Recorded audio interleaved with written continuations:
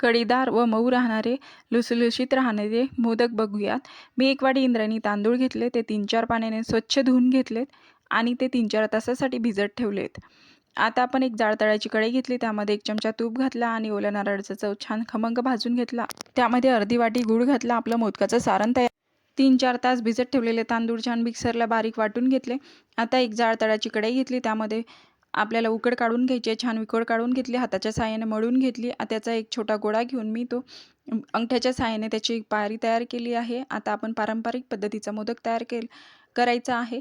आता त्याच्या छान कळ्या पाडल्या आणि त्यामध्ये भरपूर सारण भरून त्याच्या सगळ्या कळ्या एकत्र आणण्याचा प्रयत्न. आपण साडीला जशा मिरा पाडतो ना, त्या पद्धतीने आपल्याला ह्या कळ्या पाडायच्या आहेत. यामध्ये भरपूर सारण भरायचं आहे आणि सगळ्या कळ्या एकत्र करायच्यात आणि हा मोदक आपला तयार आहे.